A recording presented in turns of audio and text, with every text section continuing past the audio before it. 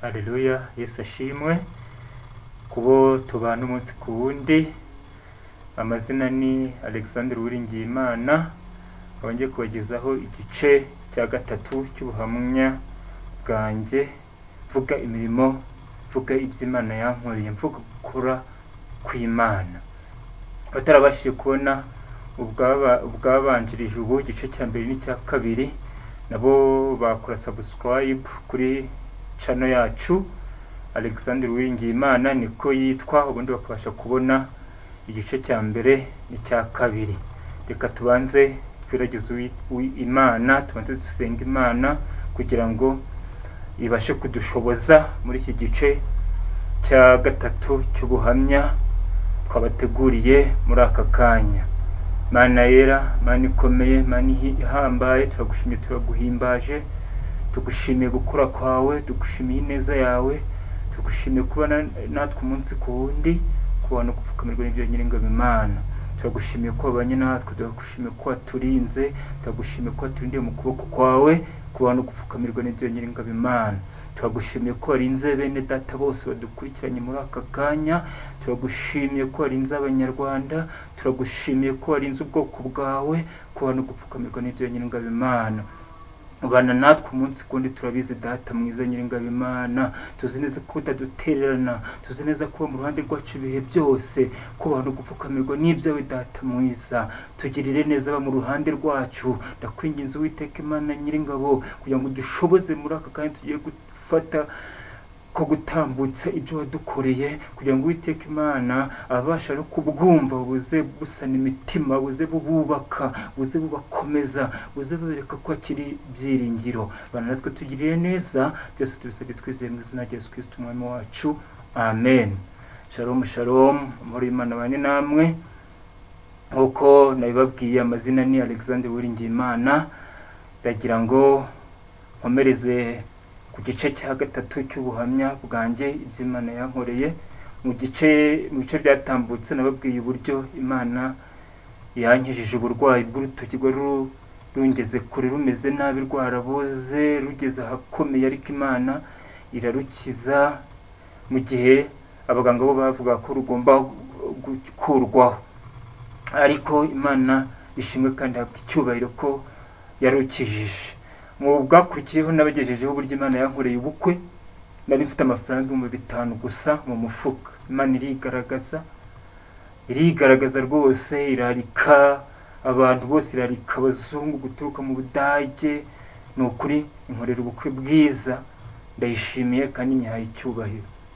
Muri aka kanya rero ndashaka kubagezaho uburyo Imana yanyigaragarije, uburyo Imana yandokoye inkura mu bubata bw'ibyaha, ubwo nari mu byaha bitandukanye byinshi, namwe muzi abapagani barimo, ariko ndashima Imana ko yankuye muri ubwo bubata bw'ibyaha, nkaba mpamya mvuga gukomera kwayo, nkaba ndi umuntu uhamya umwami Yesu, umwami n'umukiza.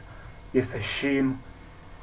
Ubwo rero nyuma ubukwe bukirangira, cyaje kubaho nk'uko twari twasezaniye n'ubundi mu Bagatolika. Ubwo cyakurikiyeho nuko umunsi ku cyumweru warageraga, twajya gusenga. Ubwo twajyaga mu kiliziya, twagerayo uwo mufasha wanjye, umudamu wanjye agasinzira kuva ku munota wa mbere kugera ku munota wa nyuma, kubera yuko wabonaga itorero cyangwa idini rya Gatolika ataryiyumvamo neza.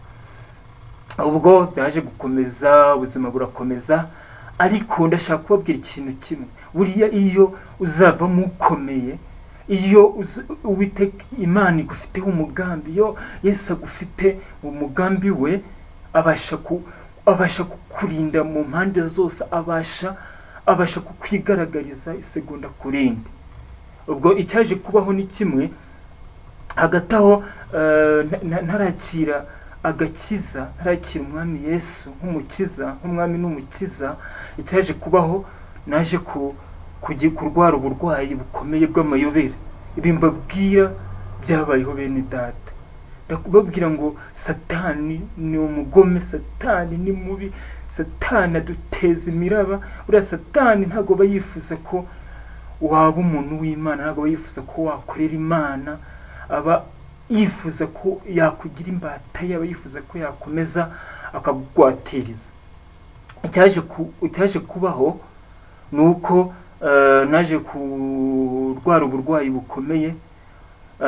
Ndatekereza ko ubwo burwayi nawe n'ubwumva urumva ko budasanzwe.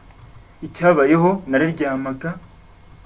naryama igice kimwe guturuka mu mayunguyungu umanuka hepfo ku birenge, nkakonja hahandi uba umeze nk'uri muri firigo, ku buryo narabyukaga nkafata urwembe, namara gufata urwembe nkikataho ngo ndebe ko amaraso arava, wapi nkabonamo imbere ni umweru dede, amaraso ntave. Kandi nakata hejuru, igice cyo hejuru guturuka mu mayunguyungu uzamuka nko ku kuboko, mu gituza, ku maboko nahakata, amaraso yo akaboneka akava. Urumva ko bwari uburwayi bukomeye, bwari uburwayi bwanyobeye, njya kwa muganga biranga, ariko ndashima Imana ko kugeza kuri iyi saha ameze neza, Imana yabukuyeho. Icyo gihe cyaje kubaho, nakomeje mbana nabwo igihe kinini. Birangiye rimwe ndyamye ndababwira rwose ko Yesu yo agushaka, yo Imana igushaka, ntabwo yirirwa igutumaho abantu, ntiyirirwa ituma pasiteri, ntiyirirwa ituma umushumba, ntiyirirwa ituma uwo ari we wese, ahubwo yo mu bumana bwayo irimanukira ikagusanga. Nari ndyamye, sinzabyibagirwa, nari ndyamye mu gicuku cy'ijoro mu masaa 7 n'igice, mbona numva ijwi rirambwiye ngo byuka. Mujya nkijijinganya, mbona urumuri rubengerana rurambonekeye, ijwi ry'umuntu ubengerana ushashagirana arambwira ngo haguruka unkorere, haguruka wakira agakiza, haguruka umvugire umbwire amahanga yose, umpamirize abantu bose, uvuge ko ndi umwami, ugende ubwira abantu ko nkiza, ko iwanjye hari byose. Mu by'ukuri byaranshanze, nahise mbyuka nkura ku mudamu wanjye ati umva ibimbayeho, nuko arambwira ati ubwo umwami Yesu yakugendereye. Icyakurikiyeho rero ubwo nahise mbyuka nta kujuyaza, ngenda gitondo njya kureba pasiteri, ntangira kwigira umubatizo, ndiga, nakira agakiza, mbatizwa mu mazi menshi. Ndashimira Uwiteka Imana, ndashimira Imana ko yandokoye ikankura mu bubata bw'ibyaha, ndashimira Imana ko yanyijije uburwayi bukomeye bw'amayobera bwari bungeze ahakomeye, aho byari bigezeho igice kimwe mera nk'uwapfuye, kigakonja kikagenda kikamera nka barafu. Ikindi mbere narakira agakizamo gato, nagiraga ikibazo ku buryo ntabashaga kugira peti, nabashaga kuba mu kurya ntamara n'ibiyiko 3, kozamo ikiko kimwe 2 3, nkumva ndahaze, nkumva ibiryo simbishaka, kandi najya kwa muganga bakavuga ko nta burwayi mfite. Ariko ndashimira umwami Yesu, kugeza kuri isaha ndarya rwose nkaniyongeza, ibintu bikagenda neza. Haleluya, dufite Imana. Iyo wasenze Imana, ugasenga Imana, ukayisenga ubirimo neza, ukayisenga nta buryarya, ukabijyamo neza, ukabyinjiramo neza, Yesu abana nawe, Yesu aragufasha, Yesu arakwigaragariza, akagufasha kuba hafi, akagufasha mu byo utakwifashamo, ko twe tuzi neza ko turi abanyantege nke, twe ntacyo dushoboye, nta nicyo turi cyo. Ubwo Imana yo mu ijuru niyo idufasha, ituba hafi umunsi ku wundi. Ubwo icyaje gukurikiraho rero, maze kwakira umwami Yesu nk'umukiza, ubuzima bwarakomeje. Ariko noneho aricyo nshaka kubabwira, uburyo Imana yabanye nanjye mu kunyubakira urugo. Natangiye urugamba rukomeye, ayo ngeze aho ngaho banumva bindenze.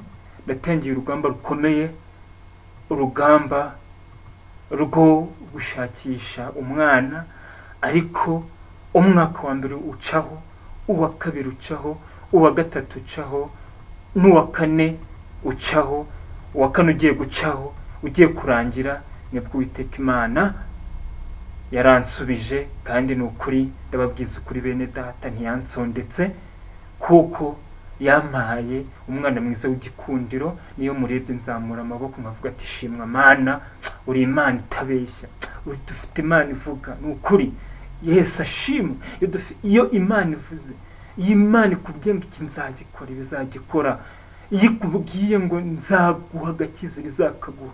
iyo ikubwiye ngo nzaguha amashuri, bizayaguha. iyo ikubwiye ngo nzaguha urubyaro, bizaruguha. muri aka kanya nkurikiye, wowe ushobora kuba uri mu kigeragezo runaka, ushobora kuba uri mu kigeragezo cy'ubukene. humura, ufite Yesu. wowe icyo usabwa no kugumamo neza, ukizera Yesu, ugasenga ubutitsa, ukizera ko ari umwami n'umukiza, ukizera ko ashoboye byose. ibindi byose bimuharire, nzi neza ko azabikora, kandi azabikorera ku gihe. wowe wicika intege, kuko ijambo riravuga ngo ntawamwizeye uzakorwa n'isoni, ngo kandi ntawamwiringiye uzikorera amaboko. uteretse ahubwo ngo uva mu masezerano nta mpamvu, ngo niwe uzikorera amaboko. icyo usaba muri aka kanya, ndagira ngo ugume mu isezerano neza. icyo Imana yakubwiye ukandagire, uhame, ugume ku cyo Imana yakubwiye, kuko niyo uko byagenda kose, uko byamera kose, ntabwo uzava muri ubu buzima, ntuzigera uva muri ubuzima icyo yakubwiye itagisohoye, kuko ni Imana itabeshya. Yesu adufashe. kuko hari akanyuzemo, hari igihe ngera hagati nkumva ndafashijwe, kuko buriya Imana yankoreye ibikomeye. nabonye Imana bene data, nabonye Imana ikora, nabonye Imana ikora izuba riva, nabonye Imana ikora imvura igwa, nabonye Imana ikora mu gihe cyose gishoboka, nabonye ukuboko kwayo. ubwo natangira urugamba, abantu bancikaho, inshuti n'abavandimwe, ariko ndashima Imana ko yanshubije agaciro, ikiyubahisha nk'Imana mu bumana bwayo. ni ukuri ndayishimiye kandi nyihaye icyubahiro. icyaje kubaho rero, nagiye mpura na byinshi bitandukanye, inshuti nziza zikampumuriza. muri urwo rugendo rukomeye ntabwo uhuriramo n'inshuti nziza gusa, hari n'inshuti nakwita ko nk'abarimu beza. burya ntabwo njya mbita inshuti mbi, kuko burya nta nshuti mbi ibaho, kuko twese turi abana b'Imana, kandi abantu bose baremwe n'Imana. ahubwo bo mbita abarimu beza, kuko nahuye n'abarimu beza, abarimu b'isi baranyumvisha, koko baranyumvisha. hahandi natambukaga, abaryana inzara bakaziryana, abongorerana bakongorerana, abaseka bagaseka, abavuga ngawa ngo wenda yabona yakumva bakavuga, ariko ngewe nkakomeza gutsimbarara ku ijambo, akomeza gutsimbarara ku Imana yambwiye. buri ikintu abarokore tubura, ikintu abakristo tubura kwihangana, tubura guhagarara mu kwizera, kuko buriya usanga abantu tubirimo neza, ariko ugasanga tubura ikintu kimwe, ugasanga tubura ikintu bita kwihangana no kwizera. kandi ijambo ry'Imana tubwira ngo kwizera kurarema, kandi none ijambo ry'Imana rikatubwira ngo wihanganye ngararonka, ngo kandi wihanganye ngo ntacyo abura, kandi ngo wihanganye ngo kwihangana bitera kunesha. tuzi neza iyo wihanganye ukihanganira ibikugerageza, igihe kiragera ukabyina intsinzi, ukagenda wemye, ukagenda uzamuye ikiganza, ukagenda wemye wanigirije, uvuga turi Imana, uhamya ugukora kw'Imana nk'uko ndimo kubihamya aka kanya. Yesu adufashe. byo mbabwira, ndababwira ukuri, nabonye ukuboko kw'Imana bene data. sinzibagirwa rimwe, buriya bene data, mu isi tugira abarimu beza, rwose. abarimu mvuga nta bandi ni bano bene data bakuvuga rwose, bakakuvuga kabisa, amabuye agashiramo ubugi, amabuye agasaza bakongeramo andi, bakagura andi mashyashya, bakakuvuga kweri, bakakuvuga neza ukumva uburyohe bakumazemo. abo nibo barimu b'isi, nibo barimu nkubwira. Abo barimu ntibabura kuko nibo batuma dukomera, kuko ijambo rivuga ngo nubwo duca mu bikomeye ntabwo biduca intege, ahubwo bisiga dukomeye, tukicarana n'abakomeye. Sibyo? Ubu muri aka kanya ndashima Imana ko yangiriye neza, kandi nawe nkwihanganisha, nayo nkubwira ngo nubwo bwose uri ku kigeragezo gikomeye, nubwo bwose birirwa bakujyanira inzara bavuga ngo ntuzabyara, bavuga ngo ntuzatunga inzu yawe, ngo uzapfira mu ikode, bavuga ngo ntuzigera utunga imodoka, bavuga ngo ntuzabona akazi, ngo uzahora uri umushomeri, bazabona ishyano, bazakorwa n'isoni igihe bazabona wabyaye impanga, wabyaye abana beza, uri mu nzu yawe ihenze, uri mu modoka yawe ihenze, ufite akazi keza n'imodoka nziza, wicara mu biro nk'abandi bose. Kuko tuzi neza ko nta kintu Imana ivugira ubusa, kandi nta jambo ivuga ngo rihere. Icyo dusabwa twebwe ni ukuguma mu mwanya neza, tugategereza icyo Imana yatuvuzeho, icyo yakuvuzeho. Humura wicika intege. Ubwo abarimu b'isi baramvuga ku buryo ntazibagirwa. Hari umwene data umwe twahuye, arangizije arambwira ati ubona uri umugabo nk'abandi. Ati ubwo iyo bavuze abagabo nawe uricara ukumva uri umugabo. Ati usibye kwambara ipantaro, ati ukagenda, ubwo urumva ari cyo umaze. Umwene data musabira umugisha ku Mana, Imana imukomeze imwigishe, kandi nzi neza ko yamweretse ko ari Imana ivuga kandi igasohora. Icyo gihe nahise mubwira ati Imana ikubabare kandi ikugirire neza, kuko we ibyo yavugaga ntabyo yari azi. Icyo gihe gusa byarankomerekeje ku mutima, bituma mfata umwanya ndagenda ndasenga, ndarira, amarira yose ashiramo. Nubwo rimwe na rimwe bajya bavuga bene data ngo amarira y'umugabo ngatemba ajya mu nda, ariko hari igihe biba ngombwa ugasenga, ugakora ku mutima, ugakora mu ndiba z'umutima w'Imana, ikabasha kuba yamanuka ikagira ikikora. Nagenda senga, ndavuga ati Mana ishobora byose, Mana waremye isi n'ijuru, Mana yacu bwite, Mana twizeye, Mana twiringiye, ko wemere mbe nsuzugurwe n'ab'isi, nsuzugurwe. Icyo gihe nagiye nsengeje isengesho rikomeye. Ni ukuri ndababwiza ukuri, Imana yumvishe gusenga kwanjye. Icyo gihe ubwo nari ngeze mu mwaka, nari maze imyaka 3, nta kiraba, nta gicu kirakuba, ntaki, ariko Uwiteka Imana aza kwigaragaza nyuma y'imyaka 3. Mu mwaka wa 4 Imana ikora ibikomeye. Hagati aho Imana yagiye itega imitego myinshi itandukanye. Imana ikaduteza uburwayi igihe byemeye, bikunde inda zikavamo, Satani ntakunde ko isezerano ry'Imana risohora. Buriya bene data, ntabwo Satani yifuza ko ibyo Uwiteka Imana yakuvuze bisohora. Kandi akenshi buriya iyo ugiye mu ntege nke, iyo uvuye mu mavuta, iyo uvuye mu ijambo, iyo uretse gukorera Imana ukagwa, aho ngaho niho Satani agufatira, noneho yamasezerano akagira gute, akayasahura. Icyo gihe ndabyibuka ko Satani yagiye adusahura. Rimwe na rimwe twambaye umubiri, hari igihe byagiraga nkacika intege, ariko ndashima Imana ko Imana yampaye umufasha mwiza, akankomeza, akavuga ati komera ku Mwami Yesu.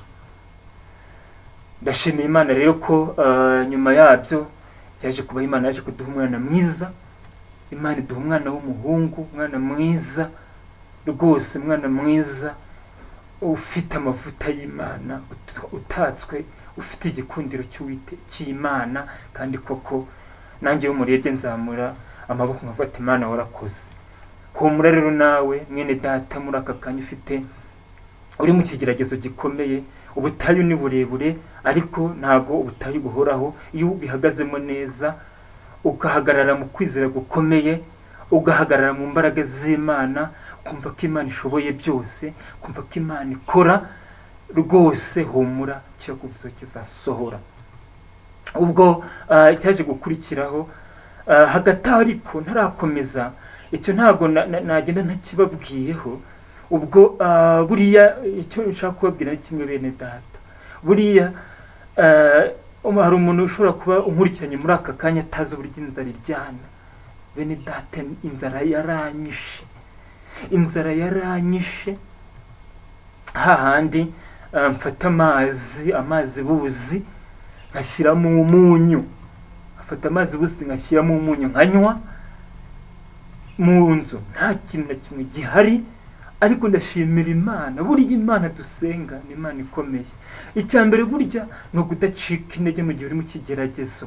Nasengaga Imana ngafata Imana, narakwizeye, narakwiringiye, narakwiyeguriye, ndagira ngo Mana ntunkoze isoni, dore nabuze icyo kurya, dore umudamu yabuze icyo kurya kandi aratwite, rwose ndakwinginze winkoze isoni.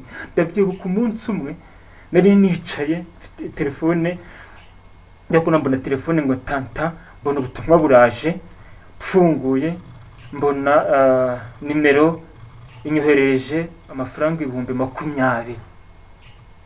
Ndavuga ati noneho ibe ni iki, ati kuko Mana uranyibutse. Ariko agataho Yesu ashimwe.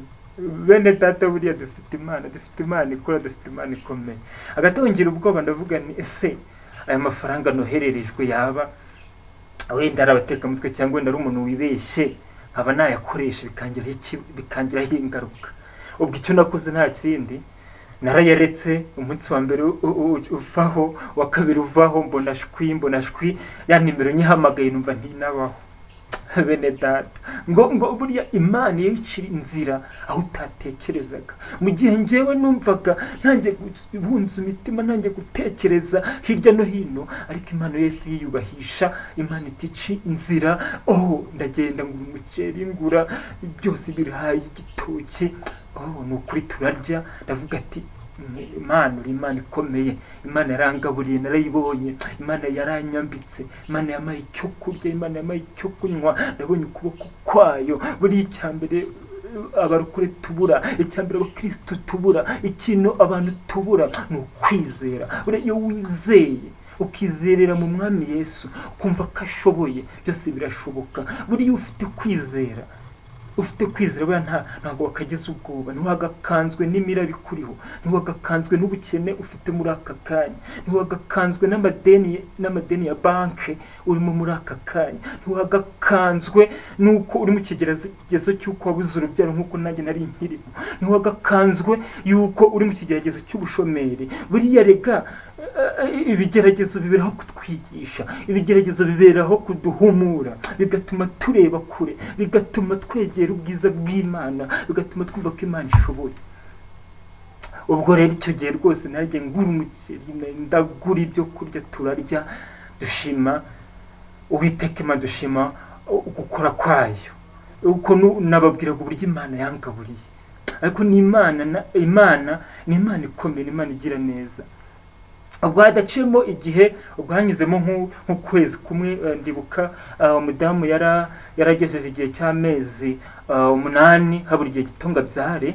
Nabwo ndimo kubuza imitima mvuga nti se Mana, koko kuri Imana yacu bwite, Imana dusenga umunsi ku wundi, ati koko ndabigenzane, ati busigiye gukorwamo isoni.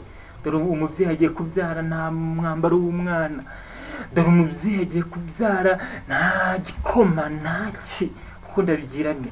Haleluya! Kuko buriya dufite Imana twiringiye ntikoze isoni, Imana twiringiye irumva. Aho yo magezo bene data, numva mfashijwe, numva nuzuye imbaraga z'Umwuka Wera, numva nabyina, kuko dufite Imana dusenga si Bayali, Imana dusenga si Dagoni, Imana dusenga Imana ikomeye, dusenga Imana ivuga, dusenga Imana ireba mu mpande zose, dusenga Imana ibona ibihishwe twe tutabonesha amaso. Hari igihe wibwira ngo urimo gusenga Imana nikumva, oya, Imana iba yakumvise. Njye nabonye ukuboko kwayo. Icyo gihe naravuga ati se Mana, ndabigirane ko ndeba bincanze. Ariko icyabayeho, bene data ndababwiza ukuri, burya Imana ikora mu buryo bwayo, mu bumana bwayo ifite uburyo twigaragariza nubwo wenda twe tutabasha kubibona. Icyabashe gukurikiraho cyabayeho ni uko nagiye kubona mbona message iturutse kuri Banque Populaire, ye kubona mbona muri message yanjye ngo wakiriye amafaranga 50,000 by'amanyarwanda. Haleluya, dufite Imana bene data. Aho nibwo nese mbona ukuboko kw'Imana.